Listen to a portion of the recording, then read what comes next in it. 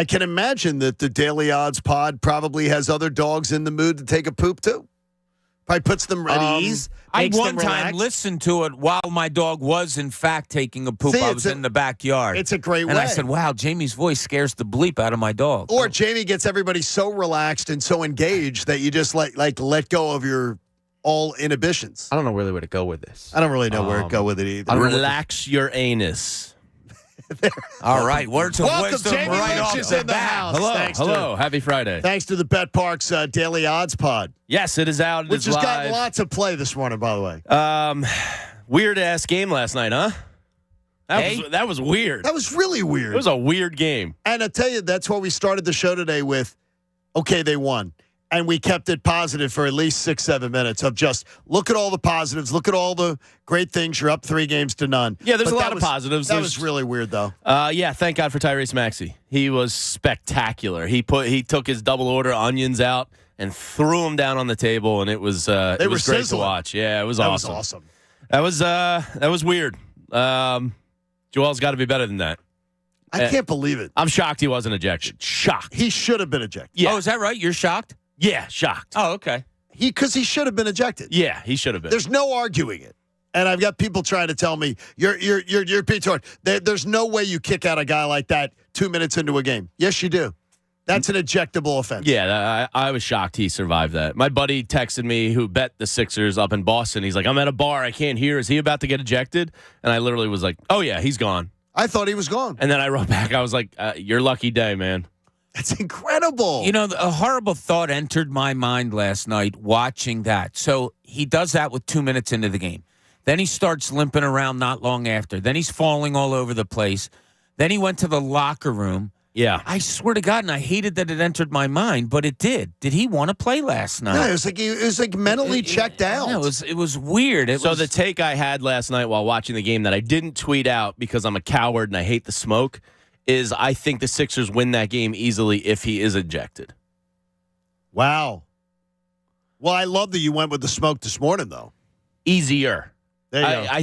He gummed things up last night. He was a detriment to the team, is what you're saying last night? I mean, he came up huge with a block that essentially, iced the game for you, but he was a drawback at times. He was out of his norm. He was, I don't want to say detriment because that's too hard, but they were playing better when he wasn't in. Hey, we'll have Brian Dawkins joining us. Oh, I know at him. The Top East. He's joining us in like a minute. Brian Dawkins will have the opportunity to join us on the John Kincade Show. He's got a big soiree coming up. Now, people like Jamie Lynch are used to going to soirees. Bob, I can't imagine you and I have been invited to many. Back in Delco, they never really had soirees in Broomall. No, I don't. I'm not a soiree guy. It wasn't a soiree. Well, you would be for this one, though. Oh, because I of would, the stars that are absolutely. coming. Let's first give everybody an opportunity to win $1,000. 97.5 The Fanatic's $1,000 gift card giveaway. Jamie may or may not be eligible for this, too, so let's see if he's typing away over there. 97.5 The Fanatic's $1,000 gift card giveaway. A $1,000 gift card to anywhere you want. You tell us, we'll give it to you. The keyword this time is tune. That's the word tune. I hope Joel Embiid changes his tune tomorrow before Game 4. You can enter the keyword on the Fanatic app. Or go to 97.5thefanatic.com and enter it. Or text it to 45911. The keyword tune, 97.5 The Fanatic's $1,000 gift card giveaway, presented by American Standard HVAC Contractors. To find a dealer, visit AmericanStandardAir.com, and one person selected at random is going to win. Get complete rules for this company-wide contest at 97.5thefanatic.com. Good luck. How about some Brian Dawkins merchandise? How about that? Like a B-Dawk, a variety of throwbacks. Yeah. One of the coolest things I thought of B-Dawk merchandise was always the Marvel comic book that they did. Yeah, that was cool. That was badass. See? So there you could get that. In fact, now we'll go to the Comcast Business Hotline. Every day in business is a big day, and Comcast Business gets you ready for what's next. Brian Dawkins will be hosting the Stoltz for Structures Brian Dawkins Driving Impact Celebrity Golf Tournament on the 2nd of May. The soiree is the night before at the beautiful Penn Oaks Golf Club in Westchester, Pennsylvania, right down the street from where I am, and it is going to be a star-studded affair. Brian got up with us this morning. Now, I know you were up earlier, Brian. We appreciate you being here. I know you were up early. You absolutely have probably already gotten a workout in, right? Not a workout. Uh-oh. I did take my twins to school this morning, so I've been up. We appreciate you jumping in with us this morning. The soiree on Monday night, May the 1st, sounds amazing with guys like Jason Kelsey, Brandon Graham, Brian Westbrook, Trey Thomas, Jeremiah Trotter, Brent Selleck, all being involved in the Brian Dawkins Celebrity Golf Tournament. Tell us more about it and what goes on at a soiree. I grew up in Delco, Brian. Not a lot of soirees in Delco. Man, a soiree is just a fancy word for get together. That's basically what it is. Cats getting together, and the thing I love about it is when you've been in the locker room and you get all those guys back together, the jokes just come out. The teasing just comes out. And then you get a chance to meet up with these guys. I guess you can call that the average person. You get a chance to rub elbows with us and chat with us a little bit and trip out with us. But for me, I just love seeing the smiles on Cat's face when we get back together. So I can't wait. Brian, we just had something happen recently where Fletcher Cox re-signed with the Eagles. It was talked about that he could have gotten more money elsewhere, and that maybe a good friend of his in Trent Cole told him, dude, you don't want to leave Philadelphia. What is it about this city? You've been all over playing and all. What is it about this city that has you guys, football alum, sports alum, that always come back to this city? It's kind of hard to explain, but growing up where I grew up in Jacksonville, Florida, there's just a tough love about it. I mean, I kind of equate it to like my uncles, right? So my uncles, some of my uncles gave some tough love sometimes, right? And so, but you know that they're going to tell you the absolute truth. You might not want to hear it all the time, but they're going to tell you the truth. They're going to tell you how they feel. And so that's how I know I felt when it came to Philadelphia and some of the individuals that I met, my coaches that I had there, that I really felt that there was an extension of my family, the way that in my neighborhood especially, and how we communicated with one another. Once again, it's not always the most pleasant way of communicating. But for the most part, I won't say everybody now. I don't agree with everything everybody does. But for the most part, the things that are being said by those individuals who care about you, it may be in a tough tone, but you know they care about you, and it's for your good. Brian, obviously the Eagles have the Super Bowl, I guess, hangover, a literal hangover because they didn't win it. What's the toughest part for those guys looking back at your own career, the repeating the year after the Super Bowl? What's the toughest part facing them ahead this season, aside from talent on the field? Yeah, the toughest part for them will be that this is the first time that they made that run into the playoffs like that, and they got all the way as far as they got, and they lost. And you will hear a lot of other players talk about this sentiment.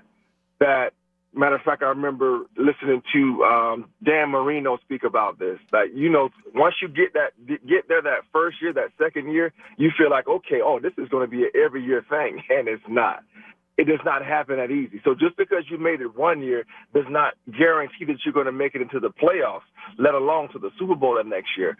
So getting over the hangover, absolutely. You want to make sure you do everything that you can to make sure that you're ready for that next season. But don't get any kind of complacency placed in you that we can do this again. It's going to be no big deal, because it is going to be a big deal. It's going to take a whole lot more effort to have a new group of guys kind of come together to bond like this past year's team did. It's not going to be as easy as some people think. Brian Dawkins joining us on the John Kincade Show here. His celebrity soiree comes up the night before the Stoltzfus Structures Brian Dawkins Driving Impact Celebrity Golf Tournament out at the beautiful Penn Oaks Golf Club. I have not seen you. First of all, tickets available for the soiree, right, Brian? So people can go to BrianDawkins.com. There are still tickets for it. Golf outing sold out. I mean, this thing, everybody wants to be a part of it. But the soiree, people can get in there at BrianDawkins.com for Monday night, May the 1st. And I believe Brian sang in the past. I heard did. this. Yes. I did. A little Bob Marley. Yes, I did. Yes, I did. And you never know. You never know. It could be a couple of songs in there. I like hearing sing along. I like hearing that. I do wonder with this is that you talked about your uncles there, and I just want to go back to this a little bit. And the idea of tough love and how guys were coached or raised back in previous generations. Do you believe that kind of tough love works today? And do you think the average athlete or even the average young man wants to be raised the same way with that kind of tough love? All right, so let me stop you there. Nobody wants to. You think I want it to be? Oh no, I didn't like it. Believe me, I didn't like it when I was getting it too. But I do know that I do know the benefits of it, though. But now you know the benefits now. Right. I can't sit here and tell you that back then, when some of the things were being said by some of my coaches, that I was feeling those things, because I wasn't. I couldn't stand it back then. But we have the blessing of years behind us now, that we can look back over that time and we can see how those things shaped our mindsets and how we approach life going forward. So it's the same thing. And to be honest with you, like, nobody really wants to be told what to do. Nobody. If you think about it, you don't really want to be told what to do, because it goes against, it just really goes against our nature, human nature, to be honest with you. So those individuals that need it, you know that they still need it, though, right? Regardless if you like it or not, just like my kids, regardless if they don't like me telling them they need to clean up their room or need to straighten this up and pick this up, it's not about what you like. It's about, this is what you need, and it's going to help you and benefit you in the long run. Brian, Eagles fans want this current team and this coaching staff to have the kind of sustainability that you guys had when you were playing, all the success you had and playoff runs and all of that.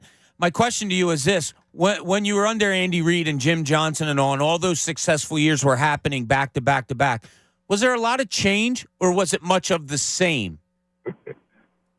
And that's the thing. He and chuckled. That's the thing I chuckle, because that's the thing that should make you not scared or anything like that, but just a little bit nervous, because we had Andy and we had Jim forever. Like, those were the two individuals that really led everything, to be honest with you. So we didn't have a whole bunch of coaches coming and going. We did. I mean, we did lose some good coaches, Ron Rivera at the time, Steve Spagnuolo. Like, we lost some guys, but ultimately Jim was there. Boom. And then the head coach was there for the most part, and it's pretty much the same offensive coordinator.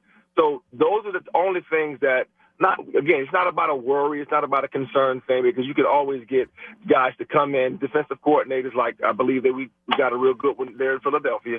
But it's not just a natural thing. It's not going to be an automatic thing. You don't know how those things are going to mesh and how they're going to gel, and how quickly the players are going to be able to pick up a new scheme and run with it full speed and anticipate. And I'm trying not to get too long-winded. One of the things you want to have as a player is be able to anticipate your offensive or defensive play callers' plays, because you've been around them so long. So I can almost anticipate what Jim is about to call because of down and distance personnel, because I had been with him so long. That doesn't happen if you constantly are going from coach to coach to coach. So that's the only thing that I would say that concerns me about it. Brian, obviously Jalen Hurts got some generational wealth this past week. But what shocked me, not shocked, but what stood out to me the most is the outpouring of love he got from not only teammates and other players around the league. What does that tell you? Does that tell you everything you need to know about this guy's character, that people are so happy for him and even opposition seems to be rooting for him? Or is this just another case of an NFL player got paid and everybody's happy that another bag was secured, as they say? It's not an either or. It's a both. It's a both. But the first part of it, to me, is what led the majority of them to do exactly what you just talked about and congratulating him. Because you got to, again, for those of you who do not remember, and some of you on this call right now are listening, and you were saying this exact same thing that I'm about to say about him, that he shouldn't have been the starting quarterback, that they shouldn't have drafted him in the first place, that he shouldn't have been going against Carson Wentz for the starting job. That's not Jalen Hurts. There's no way he can be that. And now you see him being the highest paid quarterback. So the trajectory of where he had to come from to get to where he is another reason I believe so many people are going out of their way to congratulate him, because he's come a long way in a short period of time. And Brian, we've shamed the people on the call for that had that opinion. We have publicly shamed them. But you know what, though? They owned up to it. I wasn't a believer. I mean, I was on the fence. I wanted him to prove it. I wasn't off, but I wasn't on. And I don't think anybody in town was truly 100% on, that they believed what he was going to become. It was amazing. Yeah, but and again, I'm not going to sit here and tell you I saw him becoming what he is now. I didn't see that to this extent as quickly as he did. But I just saw the fighter in him. I saw the maturity in him all the way coming from losing his job at Alabama, being able to pick himself up, go to another place, coming second in the Heisman, and constantly got better. Even though all of these daggers were being thrown at his accuracy, at his ability to not be a conventional quarterback, on all of those things, that he constantly got better. So I saw a mentally tough dude. So I just thought that mentally tough dude that knows how to look at his tape to be honest of what he sees and get better, that he would continue to get better. I just didn't see him getting this good this fast, but I'm happy he doggone did. Brian, I ask you this because I think, and many do, that you were one of the toughest players to ever play in this city. So I ask you this about Nick Sirianni. How much does it mean to have player relatability from a coach to a player? It does. It's not the end all. You would love that to be the case, because there are some coaches that don't have player relatability, and they've had a lot of success for a lot of years. You probably know who I'm talking about. A couple of guys that come to mind when you think about that. So it's not, you don't need it, but as a player, I love it. I love the fact that that is something that you can add to the repertoire, and especially with today's player. And what and how they're being raised, like we just talked about, right? There's a different way of communicating with these guys that we didn't have to. How do I say it? Without. No, say it the way you want to say it. Say it the way you want to say it. Sound like an old fuddy duddy. I don't want to sound like an old fuddy duddy. No, you're not old.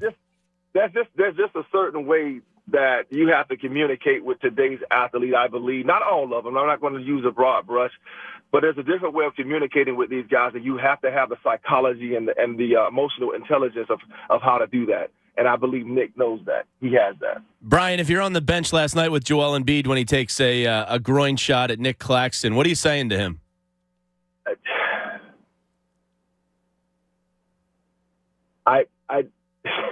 Go ahead. Because he was disrespected. He reacted. That's it. That's it. Like, you can't, again, for me in any of those games, I'm not saying that, I will ever be in as many as, well, I can't even say that because we worked a lot of our. Sure you were. You just cannot put yourself in a position as being one of the leaders of the team and being one of the guys of the team to ever put yourself in a position to not be on the court, to put yourself in that situation. You just cannot do it. I don't care what the other person does. You have to have self-control in that moment. That in that moment, my feelings of how I feel, I got to swallow them real quick, because when I look to the left and the right of me and I see my teammates, they counting on me. So if I allow this person to tap me in a way and then me explode on him and all of those things and hurt my chances of being on the court, then I hurt my teammates.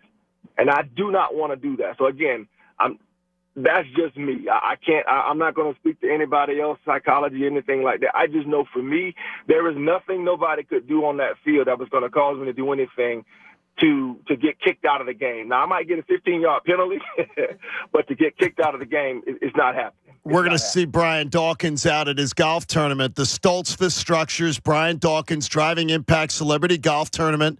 The soiree is Monday night, May the 1st. There are still tickets available out at Penn Oaks Golf Club in Westchester. It's an awesome track. It's going to be a great, great time. Go to BrianDawkins.com to get the soiree tickets, and then come on out. We'll be there on the 2nd, and we're going to do our show live that morning. Brian, we look forward to seeing you.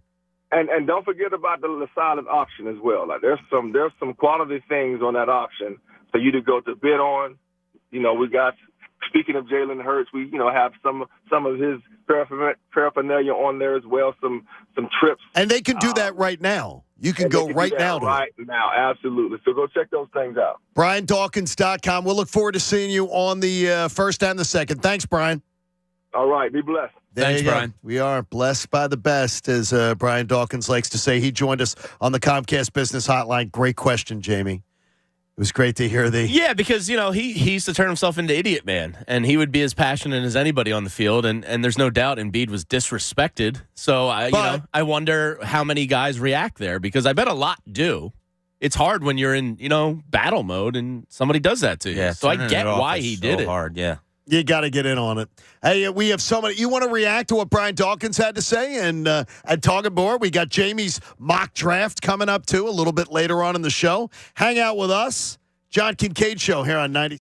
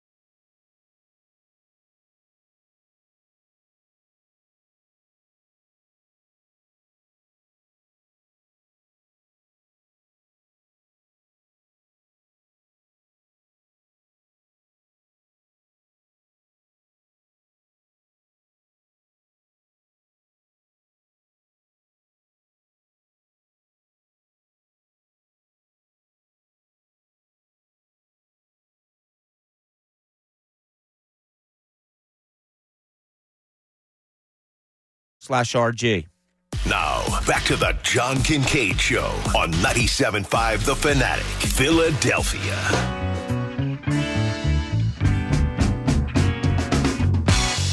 You know, there's nowhere better to watch a playoff game than PJ's. Score $3, I should say, Bud Lights when you watch the Sixers' fourth game of the playoffs this Saturday at 1, only at your local PJ's. Nice. Does that sound like a plan for you, James Lynch? Yeah, that last flavor of the month I've been thinking about a lot. The Tennessee two-step? Yeah. Have you had it? Just that one time, and I want to run it back. Bob and I have had it multiple John. times. It is awesome. I'm actually getting some PJ's catering for Skylar's birthday. That's perfect. Yeah. What does Skylar get any input? Look at you. Well, it's just for the kids. We're just going chicken nuggets and pretzel bites. Can't go wrong there. She had say yes. It's a Spidey birthday party. Oh, it is Spidey. Oh yeah, we're in big Spidey guys. Is Spidey maybe showing up? No, but a face painter will be there to paint the kids up. Pat, but not Spidey. I would look ridiculous in an outfit. If you pay me enough money, I mean, we can have not flexible, kind of chunky. Who could show up? Dad bod Who Spidey could put on the Spidey costume that we all Jamie know could who. hire? Who? Dylan. That would be great. This might work. Pay that man in peppermint patties. This might work. This might work. By the way, you have to check out the Brian Dawkins Impact Foundation, the silent auction. It's absolutely awesome. Yeah, they have that's a star-studded event, so I would imagine he gets great stuff from people. There's great stuff, like Joel Embiid signed jersey, the Spectrum edition. Nice. James Harden signed jersey, Spectrum edition. A lot of great golf outings. Like you can get golf for $4. And by the way, something that I love about the online auction with the Brian Dawkins Foundation, you can do the buy now option is available on every one. Oh, nice. Just shut it down. So you can shut it down if you're willing to go high enough. There's a price, and you say to yourself, "Okay, I'm willing to do that. I'd love to have that." So you can do that and get the shutdown option too. So that's not bad. I like that. That sounds like a real good deal there. Not bad at all. Jamie, this time next week, you're going to join us next Thursday. Yeah, draft the day. day of the draft. Damn holiday. It is really going to be awesome. I love the NFL draft. It is absolutely awesome. Now, it's not going to be as fun this year because last year we were in a casino. Yes. And A.J. Brown became an Eagle. That was cool. Oh, my gosh. I'll never forget that moment. Yeah, Nelson. right after the Nelson the Cursor. Yeah. We got A.J. Bleeping Brown. Right after Joel Embiid had gotten crushed in the face just a few minutes earlier. Yeah, that sucked. And you got crushed in your soul when the Eagles didn't take your boy Kyle Hamilton. Kyle Hamilton. They said, now we get to this. Let's see what Jamie's second to the final, the penultimate draft sounds like. All right, let's kick it off with the Panthers selecting first. With the first pick in the NFL draft, the Carolina Panthers select Bryce Young. I think I'm pretty locked into it. I think it's shifted, yeah. I did think it was Stroud for a while, but I think it's going to be Young. There's a lot of people that are wavering on this. Yeah, it's a tough one to decipher. Pick 2. with the second pick in the NFL draft, the Houston Texans select C.J. Stroud. I don't think they can pass up a quarterback here. You're only drafting second so often. I wouldn't. Third pick. with the third pick in the NFL draft, the Arizona Cardinals select Will Anderson. My top 4 are pretty locked in. I don't think there's going to be much swaying in these. I just think he's the safest pick there for the Cardinals. Can't really go wrong. I agree with you. Number 4. with the fourth pick in the NFL draft, the Indianapolis Colts select Anthony Richardson. I think Shane Steichen's got Jalen Hurts on the brain. And there's a lot of the same comparisons about Richardson in terms of work ethic, leadership, smarts, all that stuff. It's potential. It's a risk. And if it doesn't work, Steichen's gone. But I think he's got Jalen Hurts on the brain there. And it kind of buys you years if you're Steichen, I would think. Yeah, it guaranteed 2. Probably Probably 3. I think 3, absolutely. Yeah, probably. At least, yeah. Number 5. with the fifth pick in the NFL draft, the Seattle Seahawks select Jalen Carter. I think Pete Carroll and him are just a perfect marriage there. I think it's good. I can see him being out there. Yeah. I can too. Number 6. With the 6th pick in the NFL draft, the Detroit Lions select Devin Witherspoon, cornerback, Illinois. Interesting. Number 7. with the 7th pick in the NFL draft, the Las Vegas Raiders select Tyree Wilson. And some people have him rated higher than Will Anderson. So I don't understand, by the way. I don't either, but I also didn't watch him as much as I watched Anderson. If he's there at 7 for the Raiders, they should sprint to the podium and take him, though. Number 8. with the 8th pick in the NFL draft, the Atlanta Falcons select Christian Gonzalez, cornerback, Oregon. I know they already traded for Okudah, but why not double down? Number 9. with the 9th pick in the NFL draft, the Chicago Bears select. Well, the Chicago Bears have traded the pick. What? To a quarterback-hungry team. Who? There's rumors out there that the Bears are going to keep selling and accumulating. Washington Commanders trade from 16 to 9. They give up a booty to go draft Will Levis, quarterback from Kentucky. I like how you think, because I could see them doing that. New ownership. You need your quarterback to sell to the fan base. Yeah. You got to kickstart that. And look, Sam Howell's not going to – you don't not draft a quarterback because you have Sam Howell. So I think the Bears are going to look to accumulate, and then that leaves the Birds at number 10. With the 10th pick in the NFL draft, the Philadelphia Eagles select. We're going to hate it, but I think they're going to love it. Paris Johnson, offensive tackle from Ohio State. All right, Bob, didn't you say you're leaving? I think Bob said he's leaving the show. And you know who you can blame for this? Who planted the seed in my head was Pat Egan, because I didn't listen. I didn't listen to the Jeff McClain podcast yet. By the way, Pat Egan, listen to Pat Egan. That's where Because this the seed Jeff- got planted from. The Jeff McClain podcast is excellent. And the Lane Johnson, I was thinking, he had 4 or 5 years left. The way Pat surmised it, he might only have 2. Boo this man! So we're going to boo you. So if they can get Booing me, not Paris Johnson. Paris Johnson's a little bit of a project, but he's got like the physical freakiness that I think they're in love with. So if you can put him behind one of the best tackles in the league for a year or two, get him with Stoutland. The Eagle, they value that. Pat, we are not going to boo you. It's fine. You turned me on the Jeff McClain podcast, and it's an awesome listen. Yeah. Jeff. That sucks about Lane, though, because I thought he had a long career out of him. I'll tell you, Pat wasn't exaggerating. Now, again, Jeff can speak for himself. Sure. He's speculating, but with knowledge. It sounds to me that it's 1 or 2 years max. Say, to me, 1 or 2 years they don't plan max. to be drafted at number 10 very often. So you got to go get, They value offensive tackle. and you got to go get his replacement, right? I mean, if you have somebody immediately to pair with Mailata for a decade, yeah, they're going to value that more than a rotational D end or D tackle. They just are. It's who they are. So it wouldn't be sexy, but I would get it, especially if Lane really only does have a year or two. And they would know better than us. It's the only thing that would make me come away with oh, God, no. Yeah, I hear you. And I think most people would groan, too. Yeah.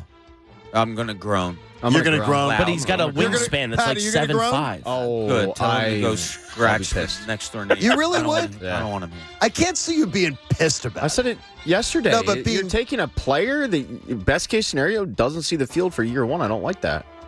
Not when the window's open to win a Super Bowl. when you're this close, right? Yeah, I mean, I think the best case scenario is Will Levis falls to the Eagles. And then they trade do back. What Jamie laid out. You pick up a first-round pick for next year, and then you use that first-round pick.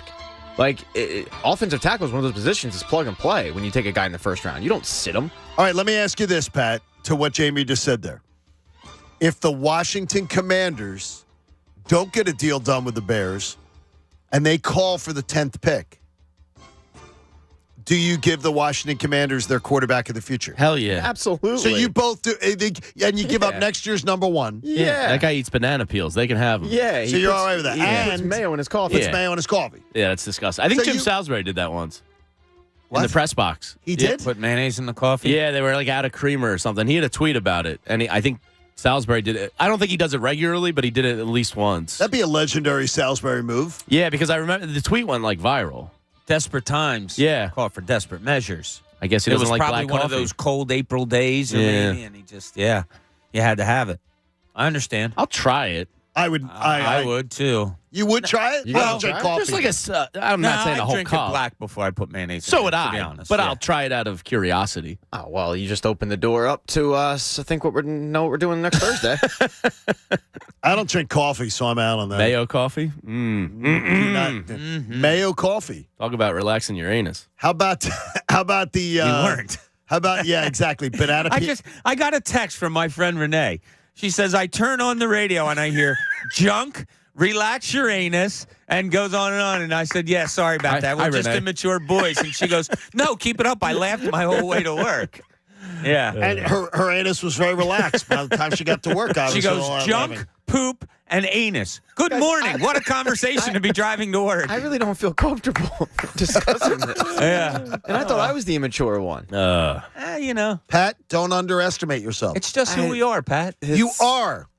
A lot of people want to talk about last night's Sixers game. Jamie's in with us.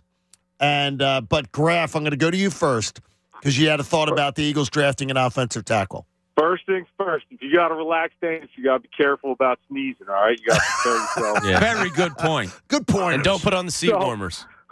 Jamie and Pat, I would not be even remotely upset if the Eagles drafted an offensive tackle. I wouldn't either, Graf, because I trust them there. Dude, our entire lives, Jamie, as our generation, Yeah, we've been spoiled.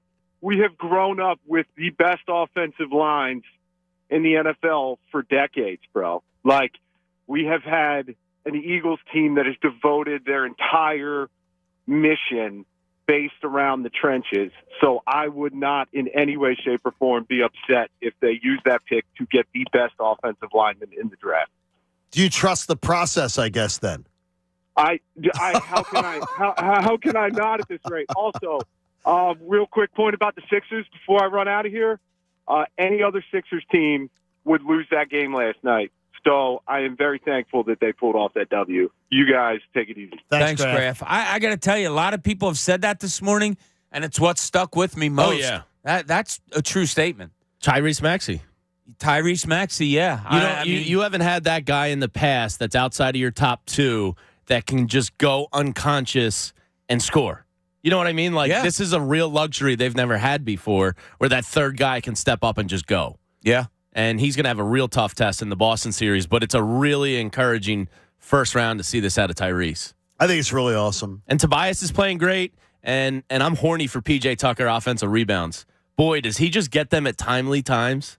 You know what's weird is, and I raised my hand the other day, Jamie, saying I sort of was rolling my eyes at people all year long when they kept saying, well, you got P.J. Tucker for the playoffs. Watch him you off got ball. him for the playoffs. Watch him off ball. He knows how to get He's away ridiculous with in the the- veteran fouls. He's always in the right spot. Okay, the angles he plays. Where was this all year? He's just paid for the playoffs. 82 is just a warm-up for him. PJ only cares about the playoffs. It is an extra effort. It really is. It's completely different. Yes, looks it is. different. He's fighting for his life every year in the playoffs. It's great. It really is cool. And, yeah, I understand what you're saying, John. Why isn't it there all year? Even sporadically. Well, you have to bring something extra to the playoffs. Yeah. And that's what he's doing now. So it is really an added feature for them. It's great. I appreciate Rick holding on. Rick, we appreciate you very much. Thanks for hanging out with us here on the John Kincade Show. Good morning. What's up? How y'all guys doing? Good, buddy. Last night game, collectively for the playoffs, every series so far has been somewhat physical. From Cleveland to New York and so forth, even the play-in was physical. Now, even the Brooklyn coach last night, you listening to him when they show him inside the huddle, he's saying we're going to turn this into a physical, gritty playoff game. Now, I'm going to go just off of the Harden ejection. That's playoff defense. After a 7-game series, dudes is laying on top of each other playing defense. Playing 7 games in, 2 weeks? I play basketball almost every day. Dude laying on him like a blanket. Harden made his move. You eject him. Flagrant 2. That's excessive. You changing the gameplay. It was like watching 3 different games in one. I understand what you're saying, but and Rick, let me ask you this. I'm sorry. All right. I was going to ask him if he thought that they would have won this game in years past because of everything that he laid out. I mean, Embiid wasn't good last night. Harden gets thrown out in the third quarter, and he was playing a very good game. He was playing good, yeah. Tyrese Maxey now has to change from being an off guard to a more on the ball guard. All of these factors that came into play during a tight game. I just love that Tyrese seems to shut his mind off and go. You know what I mean? That's when he's at his best. Don't think, play. He doesn't think. He just goes. Yeah, don't think, play. Yeah. He's awesome. that. I like that advice you give him there. I told you I used to tell my kids that all the time. I'll do the thinking, whether you trust that or not. I'll do the thinking. You go and play. I'll let you know how to play, but don't think too much. Just go play. Just go have a great day. That's why having a combo guard's exactly what they need. Tyrese was thank you, Mike Muscala. Yeah, right. Seriously, he doesn't get talked about enough. What a legend that guy is. Muscala. God, love the Moose. He's like right up there with Matt Geiger in terms of Sixers that don't get enough credit for having a monster impact on the franchise. I'm down with you on that one. Yes. Thank you. That's a speechless. Monster it was so input. Good. Miles in Glen Olden joins us on the Fanatic. Hi, Miles. Hey, good morning, fellas. What's going on? Just wanted to talk about, last night's game. So just listening to you this morning around, 6 in the morning. I understand Embiid's only averaging 20, but I just appreciate everything else he's doing. He's still affecting the game, patrolling the paint, altering shots and shot attempts. Remember that last towards the end, McCall is going towards the right-hand side of the court, and Embiid's right there. Like, he didn't foul him because he had 5 fouls. We got his hand up, alter the shot. We got the rebound. Maxey was able to go. And then from years past, like Bob was saying, we would have lost that game in 2018, 2019, whatever like that. But what Embiid's doing now, and they talked about it last night, the hockey assists. He's passing quick, gets it to another guy. So he only had 2 assists on the board, but if you talk about the hockey assists, he's getting it to other guys because he's moving, seeing it quick, and going from there. I'm just happy that we won the game 3-0. Brooklyn really, really wanted that game last night. They wanted it so bad. You could feel it, through whatever device you're watching on. And I'm just happy they pulled it out, man. I think we got something for Boston. I really, really do. I really do. We're hoping they do. And, Miles, let's hope that is the from your mouth to God's ears, that they've got something.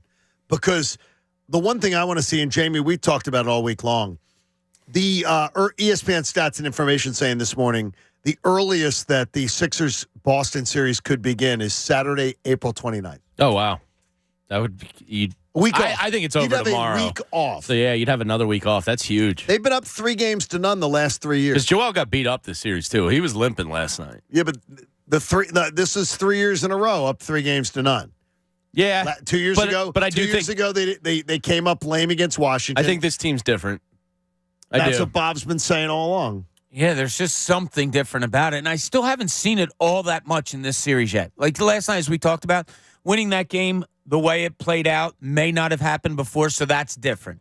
But the difference that I saw in this team compared to years past was kind of an offense that was a lot better than it's been in these 3 games. Let's just say that. So I think they're still better than they've showed in these 3 games. Well, absolutely, because Boston's not going to be able to afford to double and triple. Like, rarely do you see anything like what's happening in this series on one player. It's a high school college Why is he still defense. doing it? Yeah, I know. At this point, he should have stopped that last night and tried something else. Your back's against the wall. I would have thought so too. Yeah, I don't know what he's doing, but Boston's not going to be able to do that. So Embiid will have a better offensive series next round.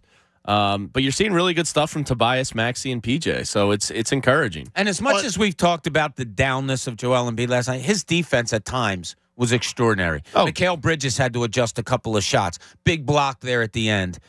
Game 2, he won for them defensively. Yeah. Once again, though, Joel should have been kicked out last night. Yes, I think so. I do. Bob? I call it debatable. I would rather err on the side of keeping him in than kicking him out. When you saw that, though, you said you would not have. Did you think he was going to get kicked out? I did not. Pat? I did, yeah. You did. The 3 of us thought he did. Bob's a little on the fence, but you understand it. If he had been kicked out, you wouldn't have been. I wouldn't have said the refs were. I don't love Tony Brothers as a referee, and when I saw that he was the ref last night, I was like, oh, boy. That being said, they had a tough game to ref last night. That was a incident weird game. 2 minutes in, and then you got the apparent nut punch that they made a decisive decision on. That was absurd. I've never seen anything like. Harden's never been ejected in his career. Yeah, that's incredible. That's pretty. He looked so dumbfounded. He was pissed. Perplexed, I would say. And he should have been. He had every right to be pissed. See, Bob's the journalist. He's got all these words. Hey, when someone gets hurt, we know who to call. But if you have a mental health crisis, the 988 Suicide and Crisis Lifeline offers you free confidential support around the clock. Don't hesitate. Call 988. If you would like to join us, you can at 610-632-0975. We talk more about the Sixers. We have ignored the 8-12 baseball team. We'll get to them next week. But plenty more. Howie spoke. And I want to see what Jamie thinks about what Howie was saying leading up to the draft. John Kincade Show here.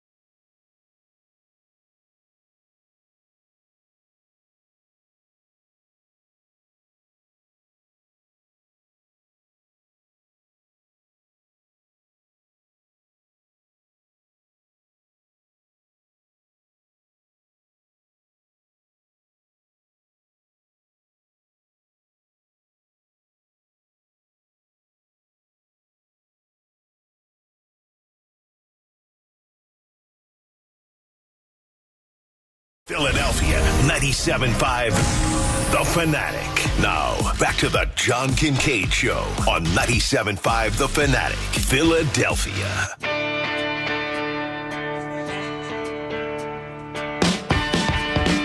Bob's dancing. Hopefully we'll have some more dancing coming up. John Kincade Show on The Fanatic. Maybe a little more dancing. I don't Could know. be. Maybe. Yeah, you never know. Hard to tell. You can't tell. It depends. It's time to time. It used to be a staple. It's just not as much of a staple. Jamie Lynch is here. Speaking of staples that used to be, and we love them. Hello, yeah, and thank you for the people over at Bet Parks for making this possible. Love you. We love the Daily Odds pod. Yes, and I love Bet Parks. They're great, eh? Yeah, I was out at the Excite Center last Friday. They got a couple shows coming up. I might try and make my way out there. That was Mr. Conklin's show, right? It was indeed. And we're mentioning his name. I don't care. He's a good dude. He is And very he's talented. funny. And he's funny. And he's got an orchestra now up there. At Yeah, Bet it was Parks? pretty cool. It was. I don't see. I mean, well, Joe can get musical. He can sing. I guess. He can. No, he can. He's got a voice. He's got a voice. And his daughter's a singer. His goddaughter's a singer. So they got the musical gene in that family. That's absolutely awesome. Yeah. That is fantastic. Love the people with Bet Parks. Appreciate that very, very much. And I'll be out with a little wake and cake at 9 to 12 tomorrow at the Bet Parks Race and Sportsbook inside the Chickies in Malvern. So you were the wake part of Wake and Bake? Stop. You were the back bake. in the day? You were the bake. It could have been bake and bake. It could have honest. been. It could have been just. Yeah, I don't know which one I was. I never thought about it. I Did would've you thought celebrate Have 420 you met yesterday? Tunas? Have you met Tunas? Well, so you were the bake because when me and Tunis got paired up, it was wake and cake, so that made him the wake. Ah, okay. So it's bake and cake. I guess by tomorrow. that theory, you're So now right. we're just a couple of soy boy bakers. But we'll be out there 9 to noon because it's another afternoon game, and then we send it to Devon for the extended pregame. I'm very excited for this. I'm looking forward to a sweep. A week off would be awesome. That would be absolutely fantastic. Bob, Did you have a celebration yesterday? 420? That was my sister's birthday. Happy birthday, Carolyn. Happy birthday, Karen. happy birthday, smart That one. was it? Yeah. That was it. That was the only celebration. No, I watched the Sixers nothing win. else? Phillies came up small. nothing else was in the mix. I don't know what at you all? guys are alluding to. We're alluding to the weed, No, I, mean, to the marijuana cigarettes. I don't know. Reefer.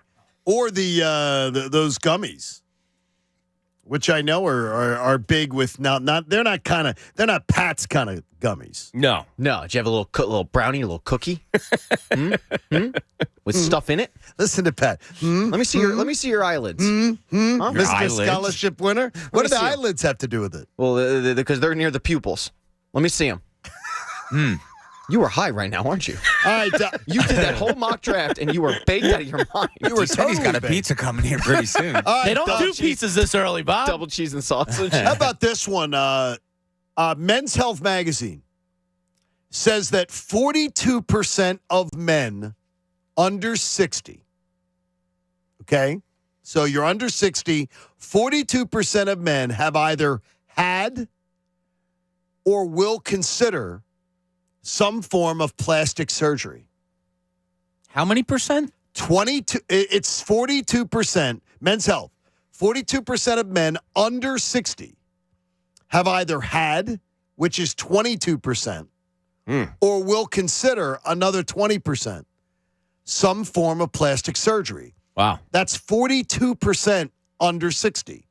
So I ask Bob Cooney, would you ever fall into that 42%? No. Jamie Lynch, would you? No. Pat? I mean, one of those plastic surgeries is limb lengthening. Yeah, but they stretch you and everything, don't they? Maybe. I would absolutely, I don't know, absolutely Botox. consider it. Yeah, isn't Botox considered that's not plastic surgery. Oh, it's not surgery. Okay. No, I wouldn't do Botox though. I'm Yeah, not putting I would botulism probably in do it. something. Yeah. But I'd consider plastic surgery. Yeah, I'd do something. Why not? I mean, I I don't know what I would do. What Yeah, could you're you do to beautiful. be anything more beautiful? It's a great point, John. You're a Thank you handsome- for bringing you're it See, up. I hate the gobble. I hate the gobble. Oh, yeah. Yeah, I mean, Don't whatever. enjoy that. You say whatever. Yeah, I mean, whatever. I don't look at myself in the mirror all that often, so You I say don't really whatever? care. yeah, whatever. I said I was surprised by the numbers though. That 22% of now maybe it's because, and so I shared this with a buddy yesterday, and he said, Well, it's Men's Health Magazine. So 22% of men under 60 that read Men's Health Magazine have had plastic surgery. Yeah, that's a good point. So he's like, he I wasn't polled, were you? He thinks the number, no, I was not. I've never been polled. Have you been polled? Never been polled. One of my favorite drops of all time? Have either of you ever been polled? Yes. I love that. Absolutely love that. Yeah, that's a fair point. 22%. Then he goes, if you're watching, right, if you're doing Men's Health, you're trying to be, you're trying to look like Jamie. By the way, cousin Ryan says, do they consider hair replacement surgery as plastic surgery? It is. Oh, I wouldn't, because that sounds, no. Well, you would follow Tom Brady, LeBron James, and Jalen Rose. Yeah. And you could create these crazy hairlines. LeBron's got to let it go. I don't understand. It's time. I think he's kind of let it go, hasn't he? A little bit. You can see the bald spot in the back, but he's still got the... Yeah, but he still has that crazy hairline that he had sewed in. So wait, we had a morning mind bender this morning, but we didn't do it, and we don't have an answer on the sheet.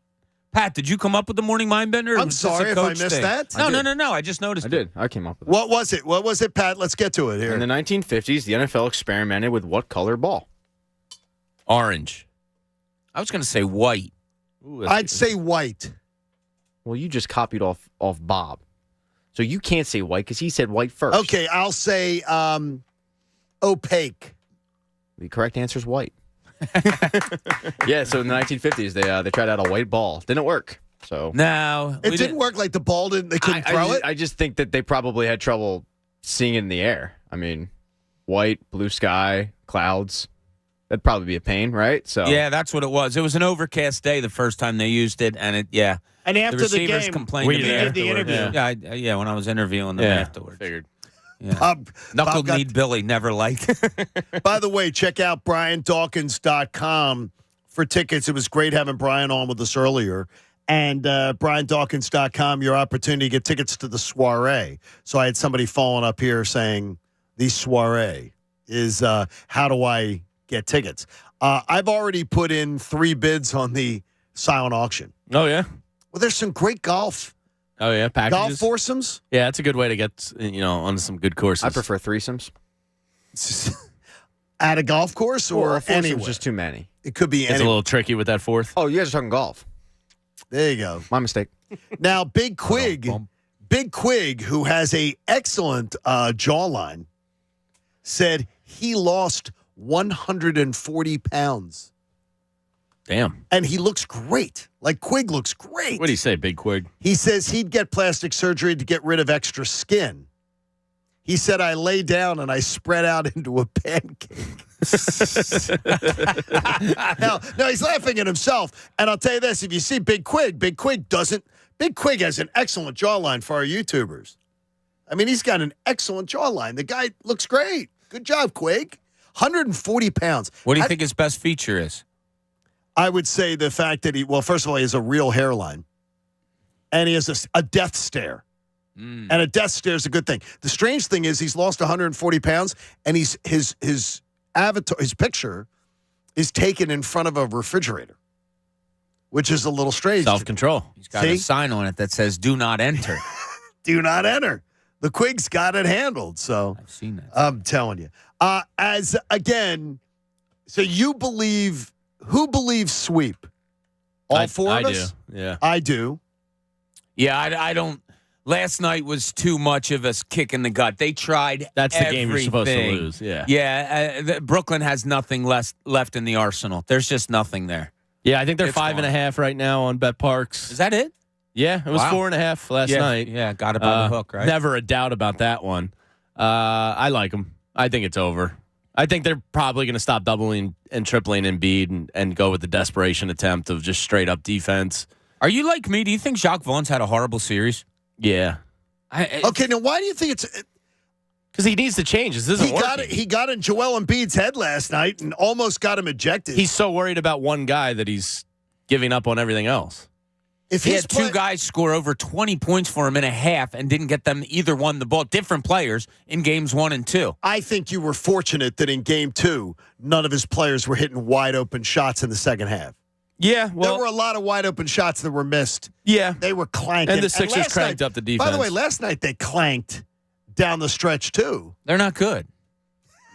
Yeah. I mean, when push comes to shove, Brooklyn's not that good. If you're looking to Cam Johnson to kind of carry you, if McHale's not on, Yeah. like come on. By the way, I was shocked to see Bridges took 26 shots last night to get his 26 points. since the first half of game one, Mikal Bridges has been a non-factor. Yeah, they've been playing some decent defense, the Sixers, when they want to. It's been great defense. Yeah. I mean, Melton's another like low-key reason I feel pretty good about this team. He's not great at anything, but he's good at everything. Gave you good minutes last night. Yeah. Gave you some scoring. He gets his hand in passing lanes. Yep. He just does everything a little bit well. Yeah. Yeah, and not afraid to take the ball to the basket. And that was the biggest thing. What about that dunk? Well, that was funny, Jamie, because you and I talked about this a lot before, about how the Sixers just had nobody that could go off the dribble and attack the rim. No. And then when they traded for DeAnthony Melton, and I, brushed up on what kind of a player he was, you and I were like, oh, my God, they have a guy that actually can go to the rim and dunk the ball. And that's, what he does, and he does it well. And when he's shooting well, he doesn't need much time to catch, load, and go. No. Like, his feet are set, he catches, and he knows it's going up. And he's been hitting it lately. So, yeah, he's a valuable asset to this team right now. I wonder, I'm fascinated tomorrow afternoon what I'm going to see at 1 o'clock. Is Joel Embiid going to come out like a madman wanting to put up his 40 and just wanting to physically take it to the hoop and get fouled? Go to the foul line. I think he could go to the foul line tomorrow. I'm taking the 3 games. What did we say, Bobby? He had 11 going into last night. He was 19 for 19 from the line going into last night. Last night he was 4 for 5. So in 3 games he's been there times. 24. That's insane. That's about an 8-time average. I'm going to tell you, I think he gets to there. He's going to get to the foul line tomorrow 14, 15 times. I think it's going to be one of those games where he wants to make a statement. Yeah, probably. Well, the other thing is that Brooklyn, the reason they're double and triple teaming him, if they try to, air quotes, let him get his, he's going to get Claxton into foul trouble. Well, then who the hell else are you putting on him? So I think they're double and triple teaming. Finney Smith and Royce O'Neal. Yeah, right? Yeah, good luck. Yeah, exactly. Good luck with Claxton one-on-one also. And by the way, Claxton finished the same Defensive Player of the Year voting as Joel Embiid. Is that right? Yeah, they tied for 9th. Oh, my God. It's ridiculous. Yeah. Well, when you watch Just it. a side note. When you watch it one on ridiculous. Yeah. I mean, you see these series, yeah, it's ridiculous. I was disappointed to hear. I think you and Chunas did the exact same thing, and maybe Pat. I don't know that Pat did it, but I can't remember. I've heard you all that I didn't bail. I got into the Joel Embiid MVP voting because of you guys. And then I'm hearing that you bailed out this year. Yeah, I didn't. I think Chunas bailed out. After last year, I just said I don't know what else this guy can do. Pat, did you bail out? I never was. I was in a little You bit had last some year, last year, a little bit. but- You weren't and I hopped leveraged in high. towards the end. I mean, I'll probably make maybe $20 this year on it. Like, to me, I was surprised because I can't wait till the game 3 of the second round when they present him with his MVP. You know why I didn't bet on it? And this is horrible, and I apologize to the sports writers out there. Because basically you're betting on sports writers. Yeah. And they're too stupid to bet on. So that's why I did not bet. And me included, I was one of them. That's why I didn't bet on somebody else's judgment. I mean, you can bet on a fact. Go on more about this. It's a fact that the Sixers won last night by 5. So you won the game, give them 4.5. That's a fact. Joel Embiid or anybody else being named MVP of the league. Last year, Jokic was named MVP. That wasn't a fact. Joel Embiid should have been the MVP, but stupid sports writers are the ones that picked Jokic to win it. So you're betting on stupid sports writers. Don't do it, John. I tell you, I implore you, do not do it ever again. Oh, I don't know. John hit big on TJ Watt, Defensive Player of the Year. That was a great year. one. No, I have 7 different wagers that I took all the free ones. Oh, on Embiid? Embiid for Oh, nice. I just said, how can he be denied? There was no way that Jokic was going to win it 3 years in a row. No. Not when Shaq didn't, Kobe didn't, whatever it is. Michael Jordan That's didn't, all-time LeBron great. didn't. 3 in a row, yeah. And I thought it was ridiculous anyway. But the whole Ringer crew, they must be, are they holding like a Some people came around and voted for him. I think Russillo and Bill Simmons actually voted for With Embiid. so much reluctance, Yeah. Like I feel like they got peer pressured into it. Isn't that sad? I mean, maybe I'm probably talking out of my what was relaxed again, Jamie? Your anus. But Your yeah, anus. just like they don't want to vote for Joel Embiid, but all the things that you mentioned about how Shaq, Kobe, some of these greats never won it 3 years in a row. Jordan, LeBron. Yeah, and all of a sudden it's like, yeah, we probably need to rethink this. And then on top of it, the one time this season they did go head to head, Joel Embiid dropped like 48 and Jokic had 22, 23. So yesterday, and Jamie, I wanted to get your thoughts on this earlier. We talked about it earlier on, that when he was speaking to the media, Howie Roseman says when you have a top 10 pick, you want to go get that elite special talent. But he says there are so very few of them that they may not be available by the time it gets to the 10th pick. Does that tell you he's itching to move back? Or I'm reading between the lines. Does he not think that the guys that he has marked as elite and special in the top 10 may all be gone? Because it sounded sort of defeatist to me. And that's not Howie. I think it keeps the door open so that teams, like a Washington Commanders, or if Tennessee feels like there's a quarterback run, if that quarterback spot becomes available, it's kind of a public message of, hey, you can have this pick. That, or he's just throwing people off the scent. There's an elite player What's available. more likely? Probably trying to throw people off the scent. That's what I was thinking. So you believe that? You're when you hear him, because it sounded almost they love like somebody at 10, and whether that guy's there or not is the question. I don't know. I'm going to tell you, I think that Jalen Carter's the guy. I think if he's there, they'll take him. But I don't think he's going to be there. I don't think he'll be there either. No, I don't think he'll be around at 10. I don't think Jalen Carter gets by the. I don't think he's getting by Seattle. Yeah. And if he did get by Seattle, I don't think he's getting by the Bears. Probably not. Do you read anything into the fact that Bijan Robinson has only visited with the Buccaneers and the Eagles? No, not really.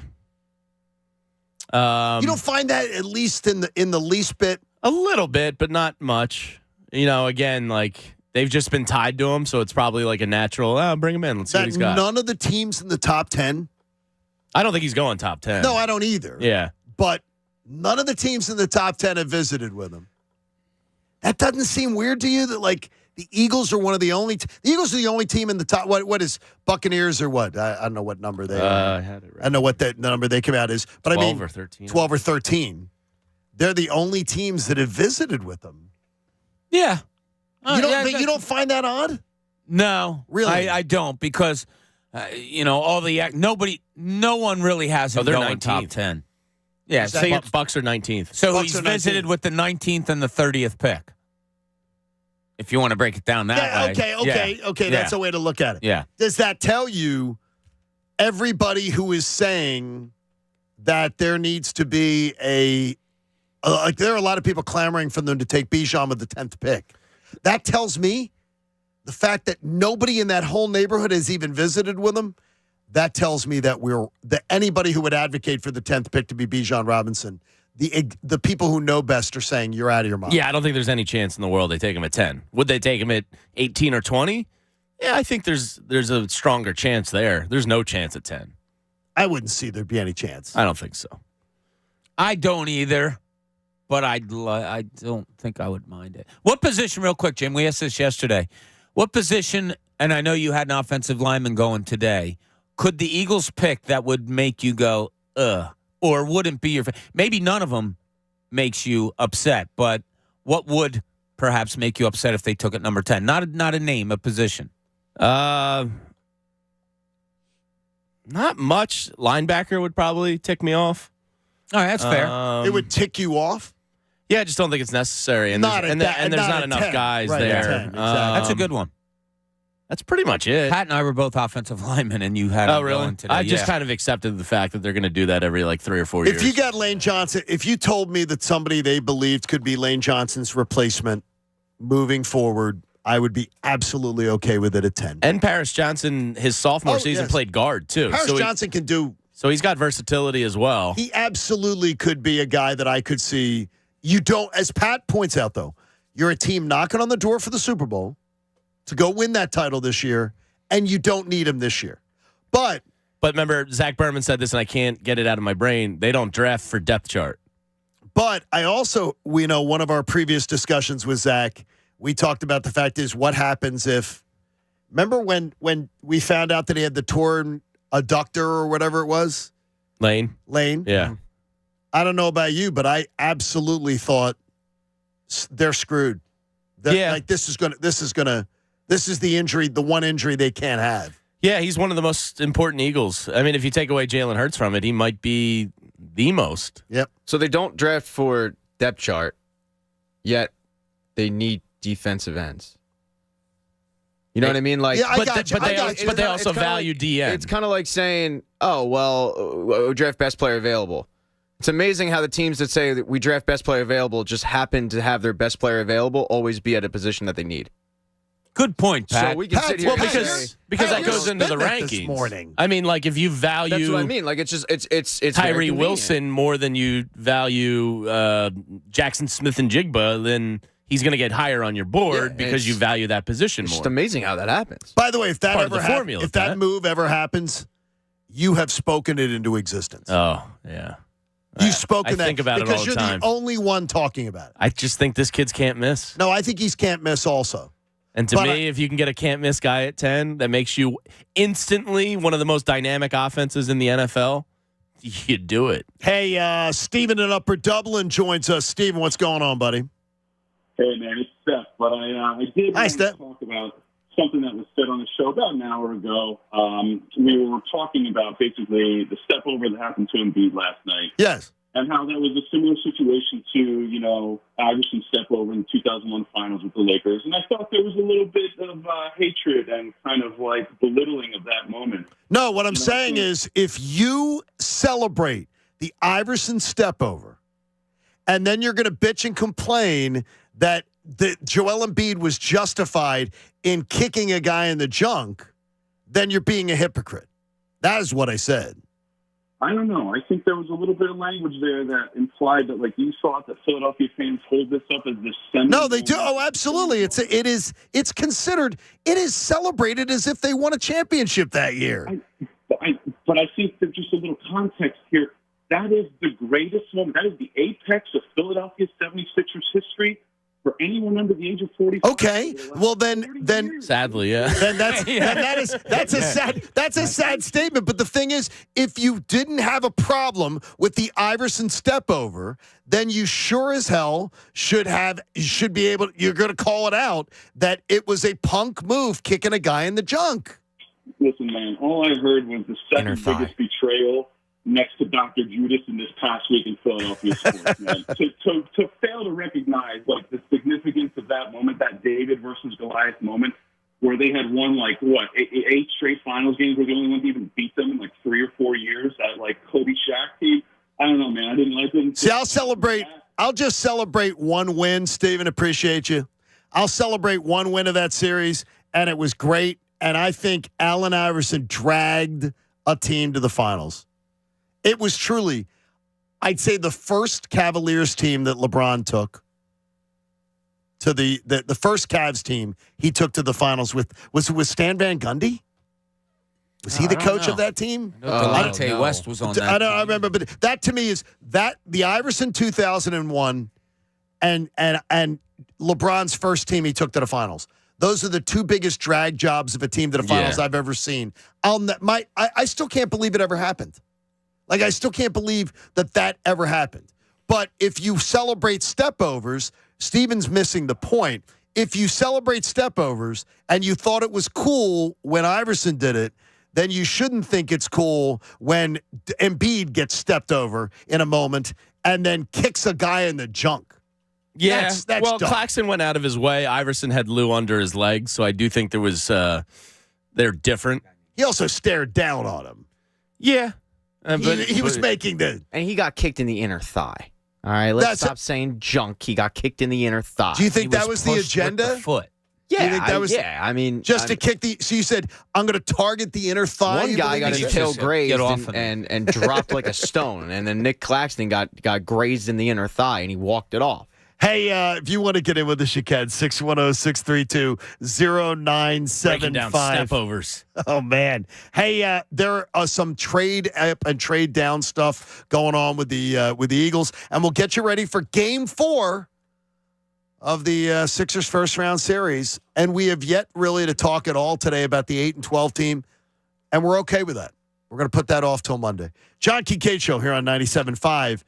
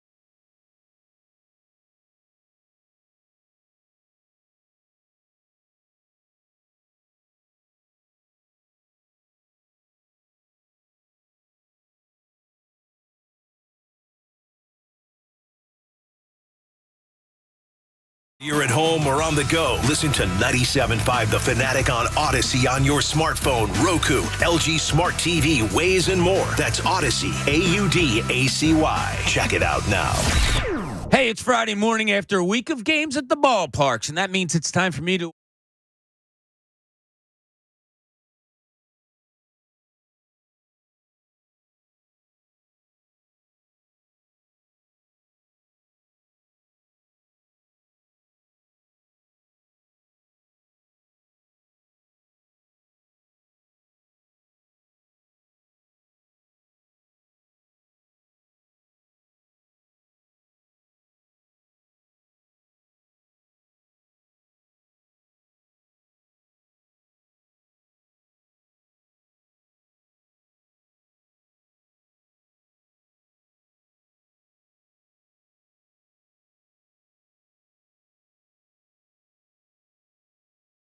Visit nopaybryant.com. Now, back to the John Kincade Show on 97.5 The Fanatic, Philadelphia. All right, it's Friday. You're tired of it. You know what it is? It's you're a little disgusted. Maybe you couldn't log into YouTube this morning. Yep. Maybe you just have gotten tired of it. You're a little exhausted. That's part of it. But Friday's here, and party time is there. The apple crumb French toast might be right around your corner. And you decide to just stroll into the boss's office today and said, you know what? You can take this job and shove it. Take it and shove it. Shove it. That's what Loverboy says in The Fanatic. Bob danced in his chair.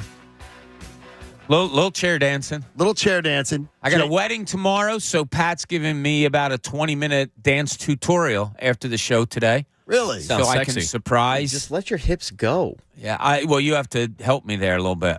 It's all in the If hips. at one point during the night you don't have to limp off the floor, a la Joel Embiid, then you're not doing it right. What if he's flopping on the floor like Joel Embiid? Yeah. Well, doing that's. the I mean, worm. that's when you have to do the turtle from Shout.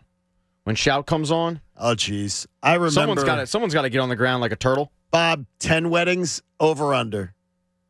In 10 what? weddings where you saw Shout.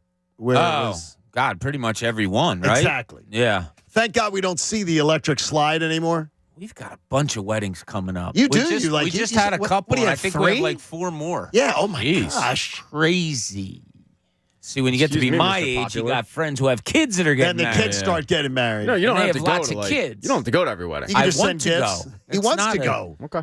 Yeah. 9 o'clock hour is brought to you by the Bagster. It's a dumpster in a bag. You can get yours today at Home Depot and Lowe's. And for details, go to Bagster.com. I know you said we're not going to talk about the Phillies, and We that's can talk about it a little bit, though, because this is what you want to talk about. yeah, it's moving. Bryce Harper's going to be back in like 2.5 weeks.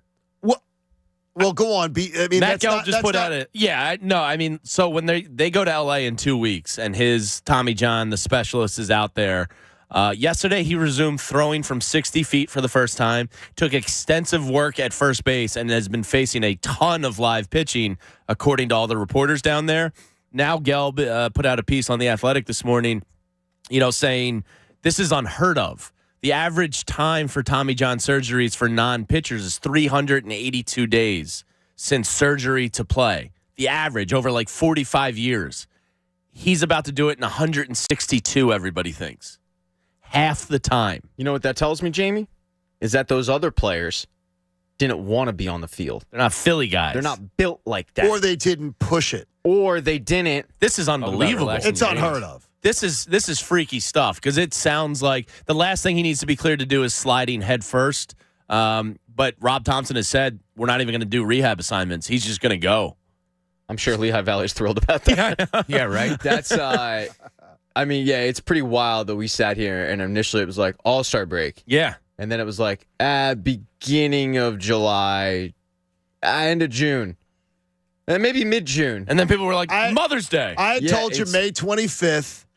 He's going to beat it. The Braves at the Braves series in Atlanta that I thought when we started to hear all this, that was the date I thought, okay, he'll be back. That's May 25th. That's way off. May 5th, Cinco de Mayo, Red Sox series at home. He could be playing. The 5th of May. That's May Cinco. 5th. That's our next open house. Mm-hmm. Well, Bryce Harper might be returning to the Philly. I mean, that's crazy. This is freaky. Okay, Bryce Harper might be saying hola. Does it in any way bother you? No. Or give you reason for pause?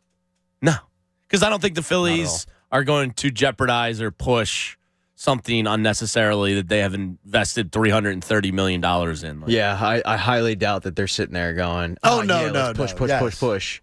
I got you. I think if anything, this is driven by him. Yeah, I mean, this is a team that sat Zach Wheeler last year, who apparently didn't have an injury. They were just like, let's err on the side of caution. And I think it's going to fire the clubhouse up. Oh, my gosh, Just his mere presence. Obviously, what he brings on the field is going to help. He and Trey Turner haven't played together yet.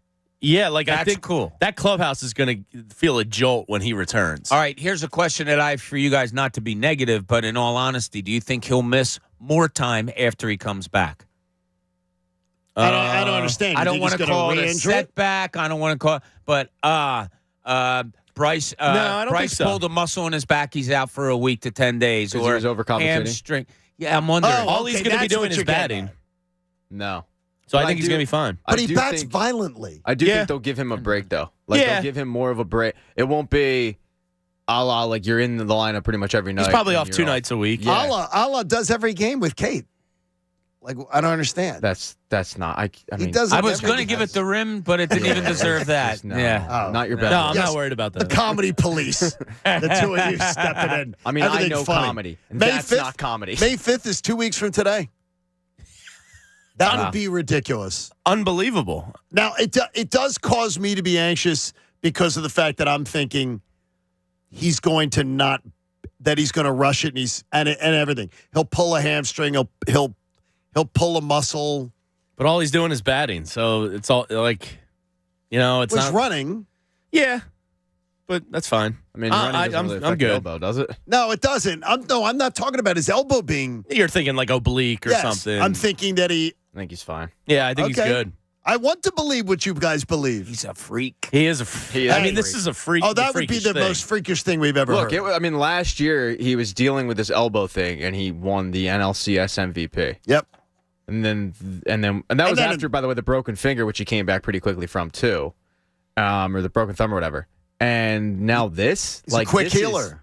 This is like Wolverine style quick healer. So in the Gelb piece, it says since 1984 to 2015, there was 168 position players that had the Tommy John. The quickest return on file is 154 days. The average was 382 days. If Harper returns that weekend series against the Red Sox, it will have been 163 days. Oh my gosh! Who was 154? It doesn't say. Oh, I mean that's. Oh wait, Tony Womack. Oh, what's up, Tony Womack? Played for the Montreal Expos. That is ridiculous. I think Tony He Womack. was a Padres player too. Yeah, me too. It says the quickest returned of a big leaguer was Tony Womack at 182 days. So he wasn't the 154. He was the quickest big leaguer. Does it say what year that was? It does not. Wow, that's a bad job by Matt. Oh, no, 2004. I'm sorry. Great job. Great job. Way to kill it, Gelb. I want to tell you that Staples stores provide innovative products and services for small business, remote workers and learners, even teachers and parents. You can explore more at your local Staples store. So they did a little study of up and down movement in drafts and things like that. And it was, I would say that it looks like there is a huge, huge opportunity here in this draft that we're going to see the Eagles move up, down, and around. We can do this on next Thursday, but just gut instinct today, so we can change it all up later on. The 10, the 30, do they draft at 10 and 30? Do they draft at 10 or 30? I think they drafted 30 because of the cap number back there is pretty affordable. I could see Brian Branch, if he's available, being an Eagle. I don't think they drafted 10. My gut says they trade back. I don't think. Do they? The question again, do they draft at 10 and 30, 10 or 30, or neither? I vote neither. I vote neither. You same thing, Pat. Yeah. Are you thinking back on both? No, actually, I think they might trade up at 10. You think up and back? And I then think back at and 30 back. and recoup some of the stuff that they gave up to trade up from 10. I think they stay at 10. They move out of 30. I think the moving out of 30 is the most logical. Like, that's just let someone else grab the 5th year, because you're trying to control salaries. You're trying to, and you can pick up Howie's going to want to do something on Saturday. But there's a big difference between 30 and 60. So if you got a guy that you've got circled at 30, well, no. Why are you moving to 60? Wasn't that your next pick? No, but I'm saying you're trading out of 30. Maybe you just trade back to maybe you trade back to 40 or 42, maybe, and pick up a couple Saturday picks, like a 4th and a 5th. But I don't know. Brian Branch, if he's there, just take him. Like, don't overthink it. You know what I mean? Just simplify things. Take a good player at a position you need help at. Safety, they need something there. So just don't overthink it.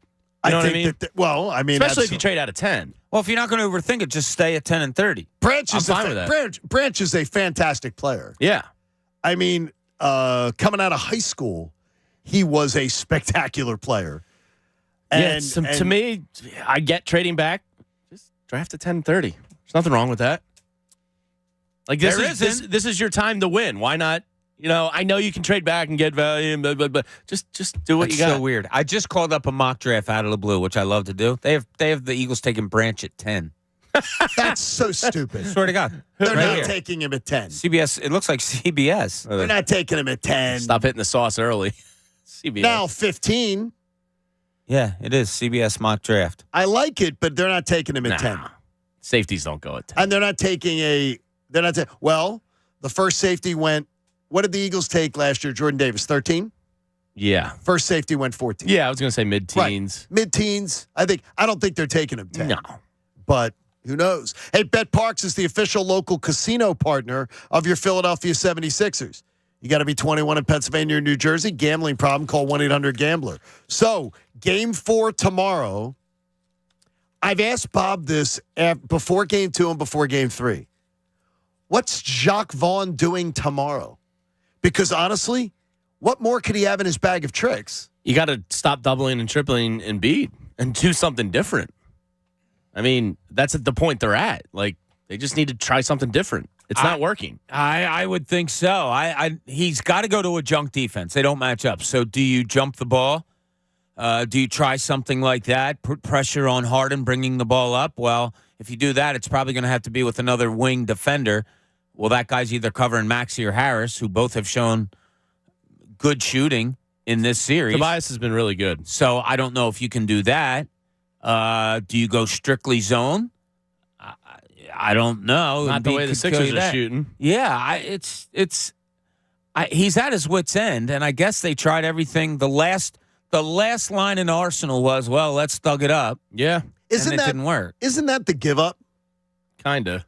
That you decide to thug it up. I mean, Olive was saying it on repeat last night. That was clearly their intention last night. Like, to me, that's the give up strategy that I got nothing left. I have nothing. I got absolutely nothing left that I can bring to the table. Yeah, I think so. I mean, not only with their physicality, but their talking, the stepping over, the flashing of what was supposed to be a muscle. There's so many. Yeah, they getting under the skin was a big part of their game plan last night. They succeeded, as Joel Embiid said they did it, but they didn't win the game, which is the ultimate. So I don't think there's anything left they can do. If the Sixers can just keep their minds focused tomorrow and just play basketball, it's probably going to be a 15-point win. Oh, that'd be great. I agree. I'm going to take just to be done. And my favorite bet this series has been Tobias over rebounds. It's like free money every night. Why? What is the line usually about? It was 4.5. Last night it moved up to 5.5. I think he still got 7. Really? Wow. I think Tobias has gone over points 3 times. He's become a really good playoff performer these last 2 years. That's what happened last year. He was their best performer against. Yeah, he was great last year. In arguably in the postseason as a complete, as a complete answer. Rubbing elbows, Bob. We had Mike Hurley shared it with us from earlier on in the show. Uh-huh. He listens every day in Muskegon, Michigan. Hey, what's up, Muskegon?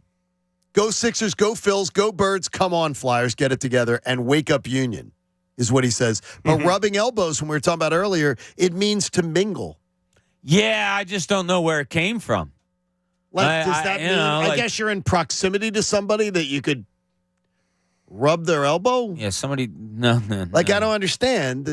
The rubbing of the elbows. Yeah, you're just close right next to them. Yeah. Okay, so if I get invited to like a Sixers event, I can't reach their elbows, James.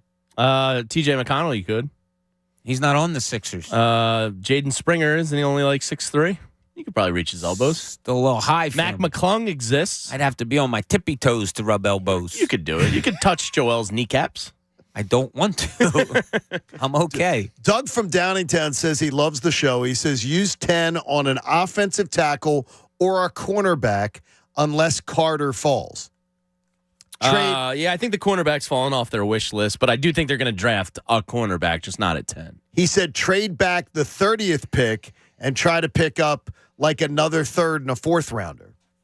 They don't have a third and fourth, right? They have a third. They don't have a fourth. Yeah, that's not going to. It's not going to stay that way. They'll get a fourth somewhere. And then he says trade a third round pick to the Bucks for Devin White or go to the Cardinals for Budda Baker. Both those guys make a lot of cash. By the way, both of them.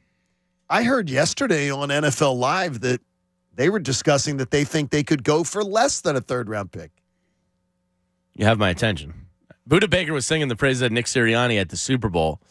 Kay Adams sat down with him, and this was before all this. I remember that. Yeah, and he was talking like he's kind of he wants to be here. You can tell. It's a good hole to fill right there. Then is he willing to restructure and pay the he only has 1 year left, right? Yeah, but I think it's like $18.5 million or something. Like, is he willing to sign an extension that is going to make him that you'll play ball? I'm not looking to make top of the market money. Because if that's the reason you let a playmaking safety get out of here. And by the way, Budda Baker, though, I don't know. I got to tell you, in coverage, I'd rather have C.J. Gardner-Johnson. Probably, but in space, I'd rather have C.J. Gardner-Johnson. Budda's more physical, and I watched that what do they call it? The Hard Knocks in season. Hard Knocks thing? He's like the leader there. He's very respected in that Cardinals locker room, and he was like one of the leaders of the team. So it seems like a good fit to come in. And you think it's a money thing, or you think he's rejecting Gannon being the new coach and he just wants out of there because he doesn't want to be part of a rebuild? Well, they still have Kyler Murray, which I would have a major question mark about. Yeah, and it might have something to do with that. Yeah, he probably wants to win. They're a bleep show. I think they are. Arizona's like kind of trending towards a bleep show. Little bit, but they always have that 1 year where they string it together and like every 6 or 7 years. Yeah. I think he just wants to win. Jalen Hurts has some kind of swag that the league wants a part of. Like that's great. Yeah. I mean, it's great. Yeah, you saw guys from around the league congratulating. Like he's got a lot of respect in the NFL. I was. Who's next to go? Is it going to be Justin Herbert? Is it going to be Joe Burrow? Or is it going to be Lamar Jackson crawling back over glass? Oof. Lamar Jackson's just doubled down on dumb. So I'm sort of thinking if I'm Burrow, I wait for Herbert at this point, right? Oh, sure, I'm waiting for Herbert. Yeah. Because if Herbert beats Jalen, then I'm going to beat Herbert. So, yeah, I think Joe Burrow is going to be the king of this at the end. So I would wait for Herbert if I was him. But are you going to go to – would you go to OTAs and participate if you didn't have a contract extension? No. If you're one of those guys? I would. I know it sounds stupid. I would. But they'll probably get done before then. Because I worried about that. I might show up and do weight room stuff, but not step on the field. To not step on the field. Yeah, show my face. Be there in the classroom stuff. Yeah. Be there in those type of things. And people would understand. because you don't want to get hurt. No. And Joe Burrow came back from an ACL in like 6 months and was spectacular. So. And it was weird the time. I don't think OTAs he's are another quick healer, though. Yeah, I don't think OTAs are going to make or break somebody like that. Hey, we're heading into the final stretch of the morning, and it's presented by Stretch Zone. If you want to relieve sore muscles, increase your flexibility and range of motion, book your free 30-minute stretch session today at StretchZone.com. So you've got Knicks and Cavs. Do we care? Yeah. We got, do we? Sure. Like, do you think? I think it's a fun series. Yeah, but do you think? No, I'm talking about other than they're gonna pace entertainment them. value. Well, yeah, it's cool because you get to see who Milwaukee might play and how are they playing. And Giannis supposed to be back for Game 3, I believe. I think so. He was close last game. Yeah, he was. I was a little bit surprised. A lot of the national pundits were saying, no question Morant's out. No question Giannis is going to play. And then he didn't, and they wound up getting a win anyway. That's a scored tough 138 one. or something. That's a tough one that Miami let slip away, and the way they did it. You have Connaughton coming off the bench and somebody else, and they hit like 11 3-pointers between them. Grayson Allen? You can't know. So I can't remember who else. Breaking NBA news, Nick Nurse fired in Toronto. Fired? Yeah. I guess they're firing him so he can take another job. Because if he'll get another job. No, but if they didn't fire him, he'll get another job in about 12 minutes. But if he quit, I understand. But if he quit, then he would have had to have. Toronto would have required compensation. So I think they do him a favor by firing him. I read this the other day in The Athletic. If they fire him, they do him a favor because he's free to go get another job immediately. And if he doesn't, and Oklahoma City and Houston is the team that they were talking about, is reportedly really interested in. That would make sense. And by firing him, though, they let him take a job immediately, and it's actually the GM doing him a favor. Okay. Because if he quit, if he says, "Nah, I'm done, I'm quitting," then Toronto would say, "We can get compensation for you." And I guess they're giving him the, "Hey, you brought us a championship. Yeah, you did the job." You're good. Anywhere else he could end up that he could haunt us? Because he's a hell of a coach. Houston was the one who was most like publicly sort of frothing at the mouth to go and get some sort of a new decision maker. I can't think of the teams that really. The Nets? Would they? I mean, Jacques Vaughn's been horrendous, I think, this series. But he did have extenuating circumstances. He did. This year. I mean, he had a mess. Yeah. He had a mess. So he might get the I haven't loved, but you're right, Jamie. Yeah. I mean, that could be one. I'm trying to think if there's anybody else. Washington's not close to scaring you. Right. There's nowhere. I don't think there's anywhere. Thibs isn't going to be a moved on. What if there's any jobs, though, that are up and coming that you'd. What about Philadelphia? Is Minnesota happy? Wait a minute. Go back to what I said. What did you say? Philadelphia? If there's we all know what the what ifs are. If there's not a second round series victory, I believe Doc will be gone. I think it's 75-25. He's gone. Okay. So pretty. And good I'm not chance. advocating it. I'm not saying it's got to be. I think he's done. had a good year, actually. I think he's had a. I honestly do. I think he's had a good series too. Yep. Yeah. But if he doesn't win a second round series, I mean, the come on guys speech the other night. How does that not just make you want to run through a wall? I did. Come on, guys. I ran through a wall. I hated the. I was dying. I hated the timeout 1 minute into the third quarter at the time, and I'm being very honest. Great. I was now at the time I'm yelling at the TV. I'm saying you just had 15 minutes with your team.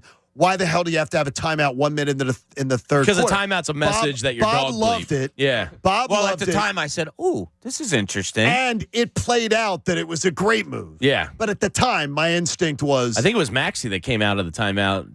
Did he score right away at it? Like, he came out in a fury, I think. So when he called timeout, though, did you see Rivers just stared at the whole team sitting on the bench? Yeah, it was kind of a "you're a dog bleep" timeout. Yeah, I drew up a play. I just talked to you for 15 minutes What are you about doing? this. What in the hell is your problem? Yeah. Yeah, it was an embarrassing, try to embarrass the moment. Yeah. And it worked out. And it Worked was out good. perfectly, yeah. I think his timeouts have been pretty good this series. Okay. In general. Yeah. Do I take this wager? A listener says, you can give me 20, I'll give you 100 if the Hawks win a game. Bob doesn't think the Hawks are winning a game. I don't think they're winning a game either. I do. Pat? Guy offered me. I don't think they're winning a game. Wow, you guys have got me all talked. I think Boston's going to get tripped up once. They're stinky, John. They're really, I know the Hawks really are stinky. Stinky. And now they're talking about Trae Young getting traded. Yeah. I don't want him. I don't know why Quinn Snyder would take that job, though, to have Trae Young traded. Well, what are you getting for him? Yeah, you'd probably get something pretty nice. What are you getting for Trae Young? You'd get something nice. I don't think he's the type of player that I don't think you can win with. Is he the type Russell Westbrook? Is he the type of player that the rest of the NBA, there's somebody out there saying we can fix him? Because I don't know what's fixable about his game. How do you give a guy honor that doesn't have any? Well, that's what I'm going to say. I think the label of dishonorable player, when put upon him by one Jamie Lynch, I think it carried far and wide throughout the NBA. Yeah. And now he's, like, for lack of a better term, he's damaged goods. A lot of NBA GMs listen to the Daily Odds pod, Bud. So I am big influence in this. No question. Do you remember, Pat, what the folks in Atlanta thought of Trae Young just a couple years ago? They thought he was the greatest player in the history of basketball. Yeah, they thought this was. Still can't believe the Sixers lost that series. I mean, in fairness to them, though, I thought that Ben Simmons would eventually shoot the basketball, so I can't really rip I was them. right there with you, Pat. Yeah. Yeah. I was fooled. Sometimes you're fooled by, what's the thing right in front of you. Right in front of your nose. In relationships, it happens in sports. You convince yourself that this thing that you see every day This is sounds different. like something personal with you. No, and sometimes that thing ends up going off with the yoga instructor. Now and putting a whole new meaning to downward dog. And sometimes you walk in on it. Catch the early Sometimes flight home there's from a- San Wow, Diego. Pat. We'll talk after the show, buddy. I mean, seriously. Sometimes there's a gay new art showed in your closet. Like playing tummy stick. Yeah, it's whatever. It's I hope that Things spiral sometimes. I hope neither the here nor Hawks there. enjoy their rebuild. I think it's going to be another great rebuild for them. Yeah, no, They that always seems work like out terrible. it's headed for divorce. Yeah, I think that's got to They'll be. get something nice, though. I don't know what you think you're getting. What do you think you're getting? There's for, enough desperate teams out there that would want to add a Trae Young. What are you getting? Like draft picks? Or No, getting, you probably get like Well, you got Mikal equal money. Bridges-ish Yeah. player. Okay, what I'm thinking of is Oklahoma City. I was just thinking that. I was like, if you Played in paired him with Oklahoma. SGA, like Right. that could be like kind of like the Kings, like just run and gun and be fast and. And what could they give the Hawks, he did though? go to And it's just- Oklahoma, which would Right, be exactly. Yeah, That's what I'm saying. Chet Holmgren comes back. All of a sudden, you kind of have at least potential-wise a big Right. three. Yeah, I mean that That would might be be interesting. A Wayman potential. Tisdale maybe comes out of. He might Wayman be Tisdale? dead. He went to Oklahoma. Tristan, You're doing all this Oklahoma stuff. He I was had a to- smooth jazz guitarist, Wayman He Tisdale. was, and I think he lost a leg. What? So I don't think he's going to be playing basketball, Bob. Tristan, if he's even alive. Tristan says that the Hawks will get honor in return by trading Trae Young. It's a fair point. So they need will some have honor this. in that franchise. They will have this going on. All right, we all say sweep, correct? Yes. Pat, are you decisive on the sweep? sweep. Okay, we all say sweep. If I told you the sweep was going to be double digits tomorrow, Yes. I would bet an alternate line tomorrow. I think Nets are DOA. Bob? What was the question? I Pat think was I'm in my going ear. I'm alternate. sorry. I think I'm going Thanks, Bob, for throwing me under the bus. That's No, good. because we were talking about the show. He told me that I have a read it. And you were doing I think the right I'm going thing. alternate line. I would go alternate Yeah, I think line they win. tomorrow. Like I said, I think it's a 10 to 15 point win tomorrow. And I'm just saying it for our own benefit. Let's go Hawks. I have some good news. Wayman Tisdale is dead. Not that that's good news. Oh, wait. I thought he was alive. No, he's What? dead. He died May 15th, 2009. Wait a minute. Like he's coming up on his anniversary.